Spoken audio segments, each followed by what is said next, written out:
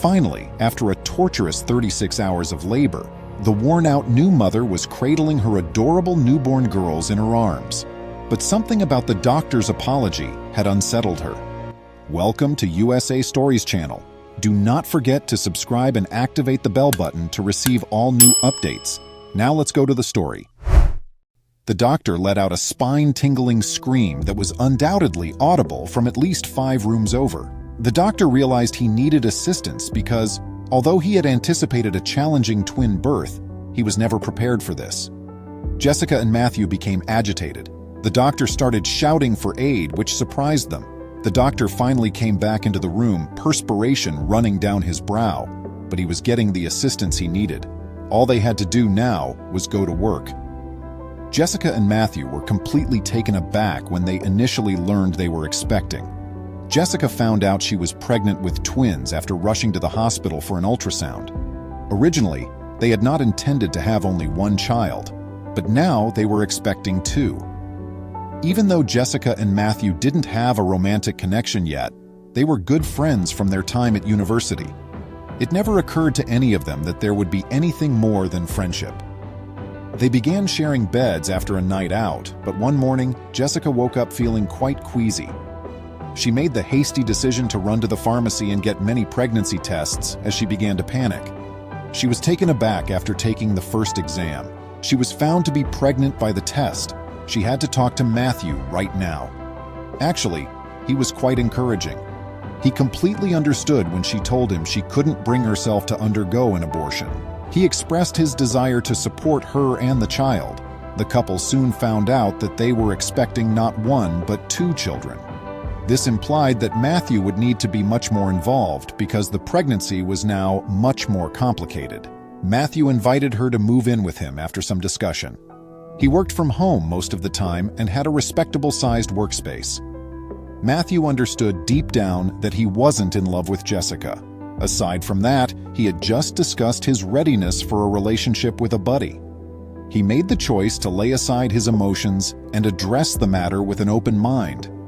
Maybe a few months of cohabitation and becoming pregnant might make him reconsider. In every manner he could, Matthew was providing Jessica with excellent care.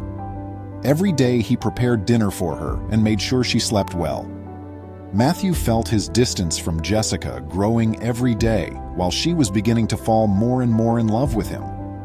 They carried on in this manner until approximately 1 month prior to Jessica's due date. Her large tummy, swollen with twins, made it difficult for her to move.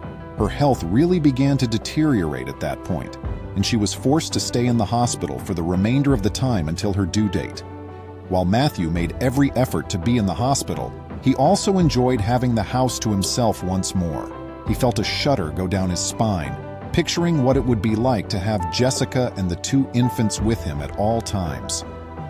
After the birth, how was he going to convince her that he really thought she should return to live with her parents? Matthew realized he couldn't tell her this straight away because of the state she was in at the moment. It was probably time for him to do it sooner. Jessica remained quite weak, but her condition recovered after a few days in the hospital. There was reason for gratitude over her situation at the moment. As Jessica's circumstances improved, Matthew was relieved of some of his tension, but he was still quite concerned. As he made his way to the hospital, several ideas were racing through his head. Nurses were running past him into Jessica's room, he noticed as he approached her door. She let out an excruciating scream, and just as he was starting to wonder what may be wrong, he heard it. He hurried into the room and crouched by Jessica, who was in agony, while he confirmed what was occurring. Her expression brightened as soon as she saw him, but it just made him feel worse. Rather than feeling happy about it, he was disappointed as he was unable to give her the news he had come to the hospital to deliver. Soon after, the first baby was born. But before she could unwind or enjoy her little son, the second twin still needed to come out. Almost everyone in the room looked away when one of the physicians examined the first twin more closely, and his eyes widened. The doctor muttered something to the doctor in charge of the birth, grabbing everyone else's attention with his actions. Then he hurried the baby and himself out of the room. Matthew and Jessica started to worry a lot, but they were unable to worry too much since they had the unborn child to consider. The doctor had left the room earlier and was now busy testing the first twin as Jessica struggled to deliver the second.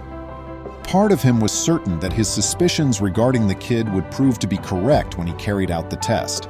Finally, after a time of labor, the second baby was born. A little sense of relief washed over Matthew and Jessica from their mounting tension at this development. They were afraid of the doctor's opinion of the first infant the instant they recalled him. The physician came back inside and started mumbling while lowering his head. He told them there was nothing seriously wrong with the baby's health to start. The physician clarified that while he wasn't worried about the infant's health, he had seen something else. He peered into the baby's eyes and became concerned. The couple's first concern was that their child was blind or had a comparable condition. The doctor swiftly put the concept out of their thoughts by explaining that it had to do with the color of the baby's eyes. He said the kid looked adorable with his gorgeous brown eyes, but there was a problem. Matthew and Jessica both had blue eyes, making it nearly impossible for the newborn to have brown eyes. The physician went on to explain as they continued to consider what the doctor had stated. He indicated that a few rapid DNA tests would be the best way to solve the riddle of the baby's brown eyes. It was discovered that Matthew was not the baby's father after comparing the baby's DNA to Matthew's. Matthew was completely taken aback by the results of the DNA test. Jessica seemed surprised, but not as surprised as one might have thought. Since she had always understood that what had transpired was conceivable, she wasn't very startled. Now that the truth was in the open, all she could do was reveal the remaining undiscovered events. Jessica said that she had been seeing someone else while she and Matthew were sharing a bed. Jessica said that after learning she was pregnant, she had cut the other person out of her life. Matthew admitted to Jessica that he didn't want to be with her after giving the incident a lot of thought.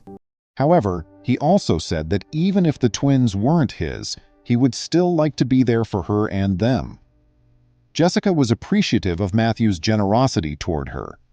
As she acclimated to motherhood, she was closely following a court case to force the twins' father to provide them maintenance. She couldn't help but be grateful for the twins' good health, though, as it was what mattered most to her. Please remember to subscribe to our channel, give us a thumbs up, and turn on the notification bell so you won't miss any of our videos. If you enjoyed the tale, the next video that plays on your screen will probably move you too.